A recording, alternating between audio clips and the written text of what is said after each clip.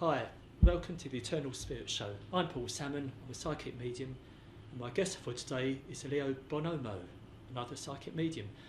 Hi Leo. Hi. Now, is it Bonomo, Bonomo? How do you say your name? It gets pronounced a lot of ways. It actually comes from northern Italy, and so the actual pronunciation's Bonomo, but Bonomo's fine. I didn't know if it's a stage name, you know. No. It sounds good. It's really, I can remember it though. Yeah, in Italian it means the good man.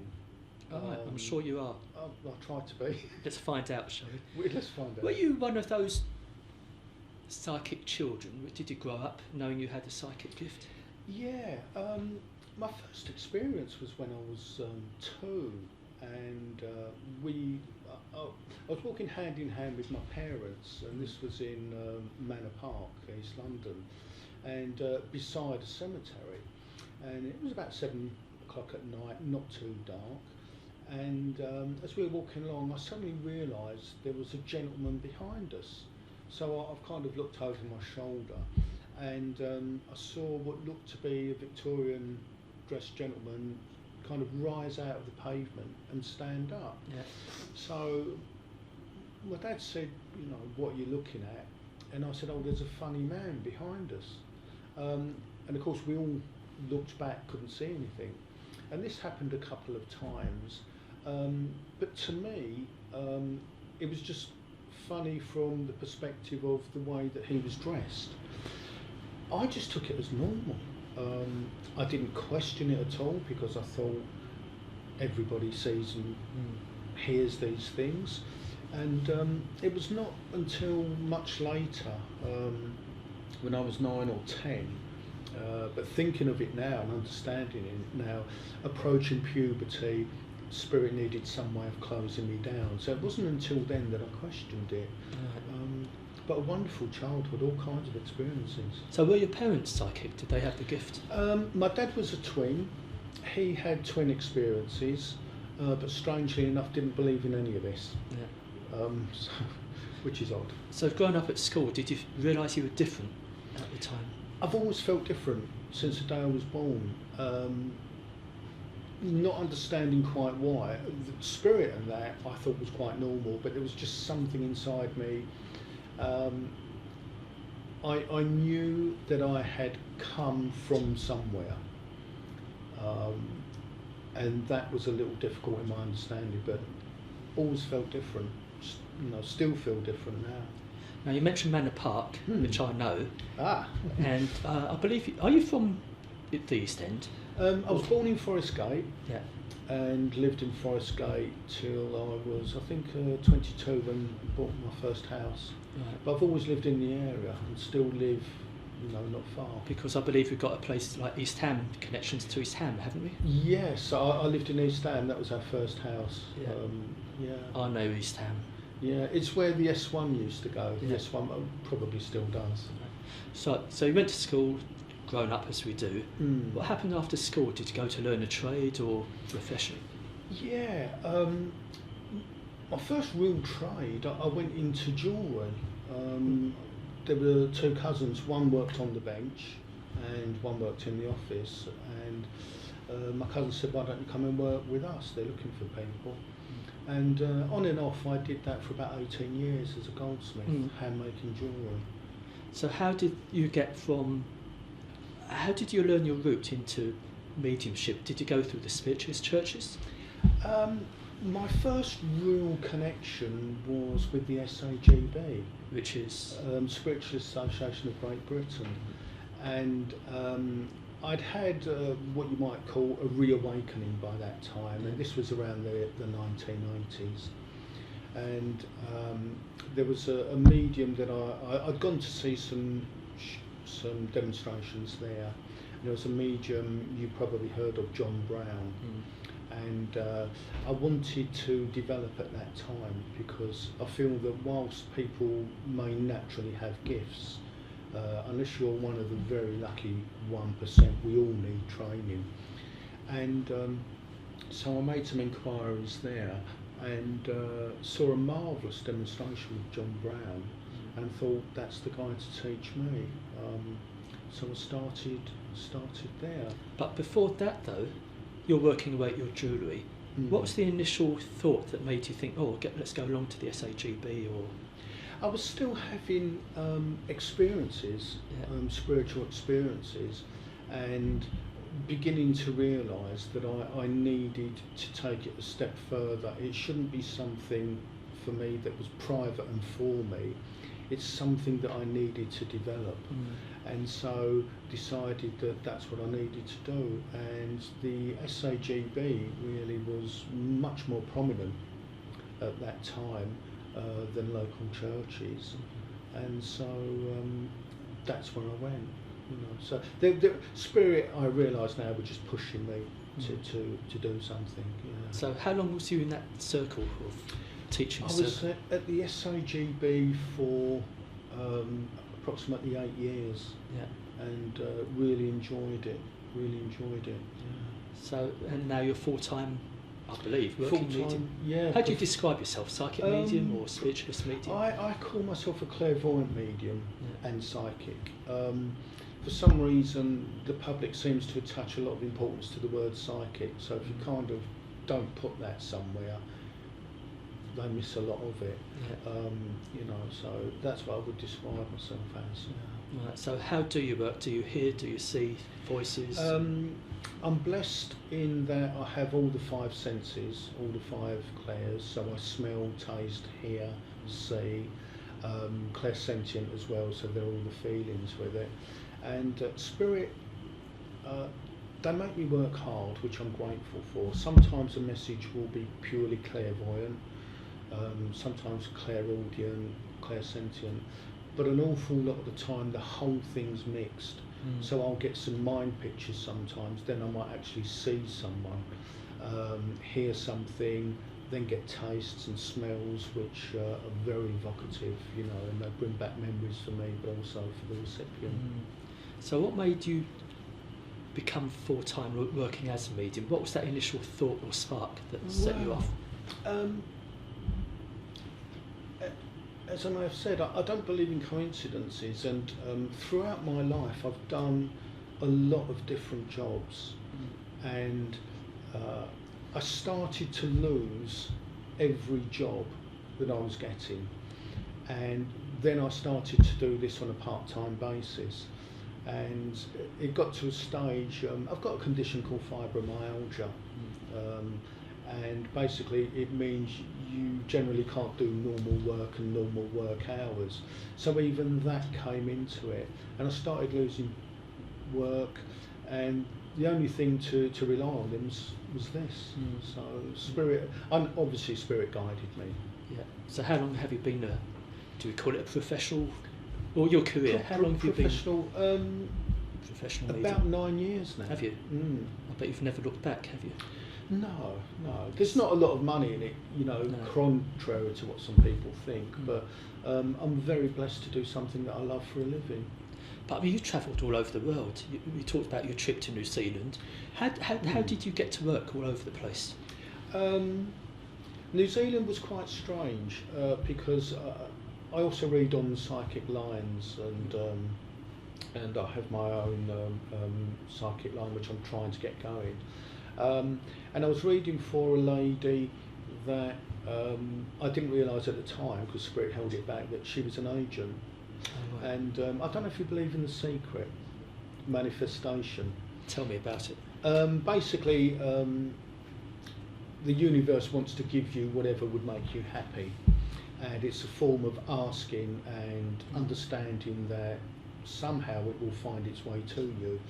So I use it quite a lot, and I just said to the universe, Spirit, I haven't got any money, but I want to go to New Zealand. And I started reading for this lady, and within about 6 months she phoned me up on a reading. She said, would you like to do a tour of New Zealand? You know, it's all expenses paid. So the manifestation appeared, and that's exactly what happened. I'll tell you what I believe in this secret, but it takes a long time to arrive sometimes. It can do, yeah, it can do. I think a lot of it is an approach. I've got a friend, and she just amazes me, and things more often than not turn up free, as Yeah. that did. But she's got such a knack now. Some things turn up within days. Really, yeah. Yeah. I mean, I have had it happen, but other things I haven't. But it Mm. seems when it does happen, or what you want manifests, it's at the time that you need it, not when you want it. It's Yeah. like the universe or God, the Great Spirit, has its own timing to know when it's needed, doesn't it? Yeah, I've always found it arrives at the perfect time. Which, as you say, may not be our time. No. You know. But looking back on me, I realised my time wasn't then. So, Yes. and it's certain things are now and for the future. Yeah, I mean, hindsight, in the sense, a wonderful thing, because you look back and then you can see the pattern. Yeah. You know. So, are you planning other countries to go to yet? I'm going to go back to New Zealand towards the end of this year. It's not really to work, but I've got some contacts there, and eventually I'd like to live there. So that's Would you? mainly, what the what that's about. I'm also going to go to Australia. One of the companies I work with has its headquarters in Perth. So I'm going to go along and see them, because I've worked for them, I think, 3 or 4 years now, maybe longer. It'd just be nice to see them face to face. So, you did work as a medium in churches, did you? Spiritualist churches? Yeah, Doing platform work? Yeah, at one time, this would have been from around the mid-80s for about 5 years, something like that. Quite a wide area, from Maidstone to Huntingdon, from parts of Essex to Wales. I went in one night, and to be honest, it was getting too much at that time, because I was working full time. So this was every weekend. I was literally having 2 weeks holiday and a few days off at Christmas, and it was getting too much. And I think Spirit really just wanted me to rest at that time. Yeah. Excellent. So, but then you made the leap from church to private readings and village halls, community centres. Yeah, I do demonstrations in churches now. I'm starting to do that again, so that's a wonderful thing. But as I say, how I initially started on the lines, I realised that I needed to earn some money. We talked about telephone lines. Telephone lines, yeah. And I realised I needed to pay the bills with something, of course, hopefully. So that's how I started. But I believe, like you said, you've got your own telephone company now, or psychic line. Yeah, it's with the company that I'm working with as well, based in Perth, and they have a setup where they can part fund or help you fund your own line. Oh, right. So it doesn't actually cost me too much. But it's a nice start. But again, it's getting the funds together to advertise it. Sure. Is, chicken and the egg sort of thing, isn't it? It is very much. But I've looked up your information on your computer, and your website's very extensive, isn't it? There's a lot of stuff on it. There is a lot. Yeah. Let's begin with the teaching, because I believe you teach I mediumship or psychic ability now. Yeah. How's that going? That's going very well. I've been at my local church for, I think it's about 4 years, and I've always been interested in developing people, and I teach in a very unique way. Most of what I do is channeled in one form or another. Now you'll have to mention to the people at home what channeling is. Okay, channeling, I would describe it as light trance, where you're given the words or the subject matter, and channeling can be various different forms. It can be written, which is something I do as well. It could be psychic art, or just what I would call inspirational speaking. So being a channel, you're talking about, it's like moving your consciousness over to let some one other side, to let some other conscience come in, be it art, talking through you, or writing. Yeah. So it's a bit trusting, isn't it? You have to trust to give yourself over. Yes, it takes a while before you get to the level where you understand that it's okay and it's safe. So yes, it is. And the way I teach, we all work with the light, but for the last 3 years, I think, my guides have talked to me about using the colours of the chakras, And obviously they all have their own colour. Every colour's got a corresponding musical note. You know, all these things are interconnected. And basically what we do when we open for circle is my guides will use the colours of the chakras. Now when we say, interrupting you Leo, when we say chakras, for those who don't know, we're talking about energy points, which by somehow consciously opening them up allows us to work to a higher sphere. Consciousness. They're the main 7 spiritual points on the body. So there's one at the base of the spine, the spleen, the stomach, the heart, throat, forehead, and the crown.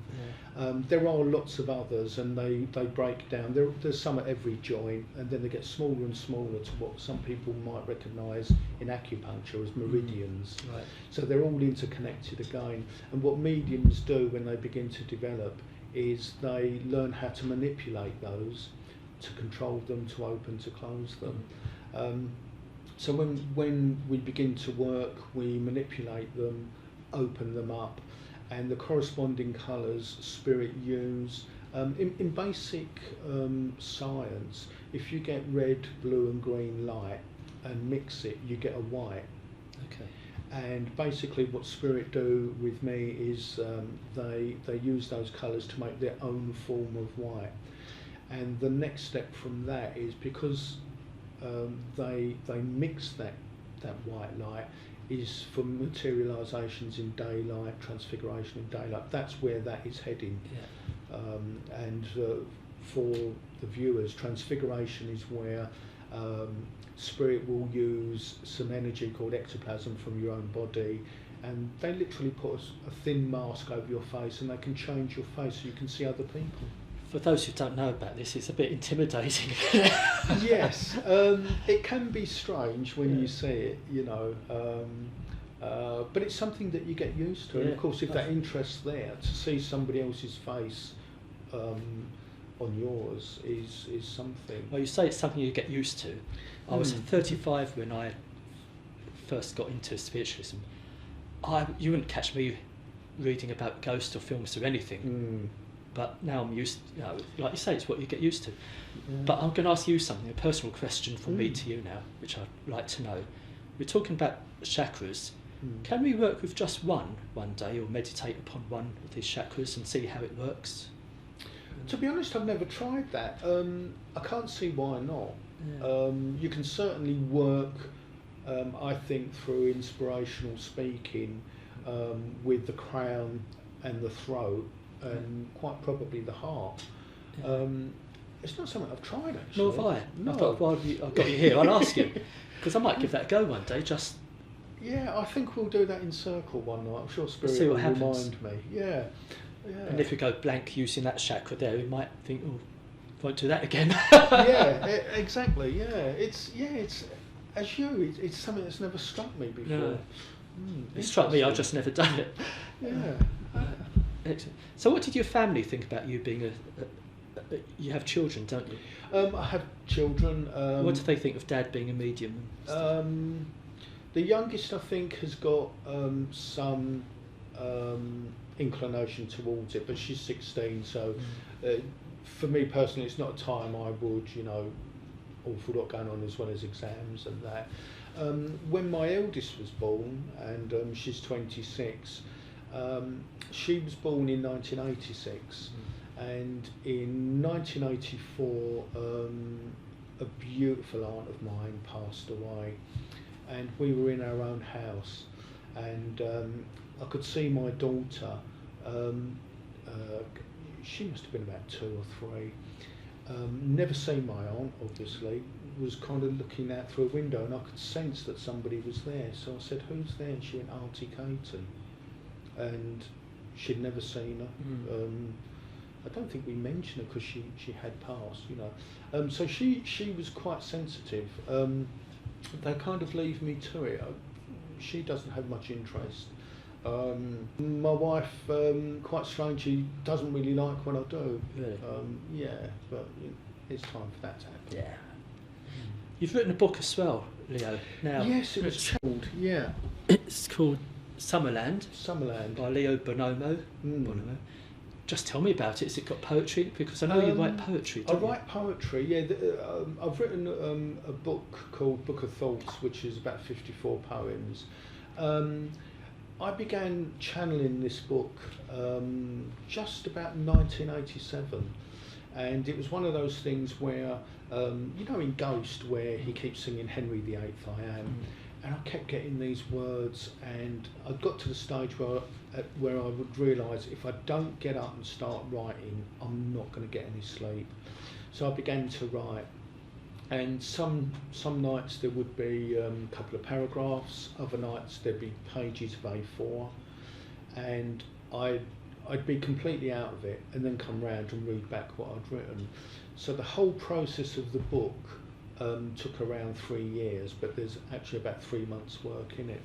And I tried to release it in 1987, and publishers are quite strange people because they want to pigeonhole everything, and if it doesn't quite fit, they don't want to know. And I asked Spirit, and they said, just shelve it, it's not going to happen. Well, with the agent, the other thing I asked, as well as going to New Zealand for free, was to have the book published, and she managed to get it published. We've parted ways now, and due to some technical differences, I've stopped publication of the book, but it is going to come out sometime this year, again with a different cover, obviously. But the book itself, written in 1987, is very different because I feel it's the first book that Spirit have written as a novel. Oh, that's interesting. Yeah. And basically it's about a little boy called Alex, just prior to passing, his passing experience, what he finds in spirit, so there's lots of descriptions of spirit world, and his experiences as he begins to mature, and it involves a lot of different things. There are other experiences there of people passing, spirit influence in a quite negative way with Ouija board. It encompasses healing, cot death, and in the end, perhaps I shouldn't give the end of the book away. No, don't give the end away. There's a part where Alex reincarnates again for a short time, but it's written as a novel, and I know at some point it will be made a film. Well, let's let the viewers know how we can get hold of this. I'm sure it's at all good bookshops, but through your website as well? It's going to be republished shortly, so right. It's not actually available right now, but it Okay. will be on my website. I'm hoping in the next few months to get the deal together to have it published. Right, so if any viewers want to get in touch with you anyway, yeah. What's your website address? Website address is www.leo-bonomo.com. Or you can contact us here at Felixstowe TV. Now, you mentioned guides. Are you allowed to tell us who your guides are? Or can you tell us what they do for you? Yeah, I'll describe some guides. In common with most mediums, there are several guides that I work with. My main guide is what you might call an overseer. So he controls a lot of things, and a lot of the time he's actually in the background with me. I have special guides for teaching. I sometimes go into trance, and I'm a strong believer on inspirational addresses. So there are guides there that would inspire me in addresses. Some come through with philosophy, some come through with anecdotal evidence of their lives and what's relevant to that particular audience at the time. Some come through in the writing. In the original writings of Summerland, although I knew the writing's completely different in different places, somebody that read the book said, I can see when different people have come in, which I can't, to be honest with you. So there are several guides that were helping with the book. Some come through with poetry. There's a whole band there.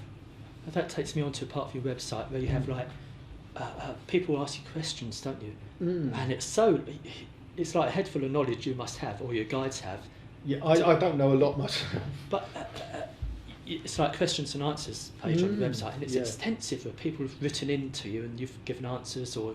Yeah. problems. Again, to me, it happens in a natural way because they write in and they ask something, and it's like I begin to answer it in what I feel might be my view, and then spirit just take over, so the answers flow naturally. But yeah, and again, I think that's very important. People sometimes have the wrong view of spiritualism and what we do, and I have several pet hates, and one of them is the Ouija board, because especially in America, it's just sold as a game, and it isn't a game. You know. So Leo, before we go, what is it that Leo wants to do on this earth plane in this incarnation? To teach, to bring more light to people, so that people can love each other basically, and understand really what spirit is. Because I think once they understand that, it can bring such an effect. If people realise that yes, we have free will, we can do whatever we want here, but you know, there are drawbacks. We have to pay back when we do something wrong, and it won't change the whole world because people have experiences they need to have, but I think it'll make the world a better place. So just to bring more light and make people more aware. One more thing. Where do you see yourself in like 2 or 3 years' time? In a sense, if I could still be sitting in the back room doing my work, that's what I'd like. But I know spirit are pushing for me, so it will entail becoming more of a public figure. This is already starting to happen. I know a film's going to be made of the book at some point. That may be 3 or 4 years away.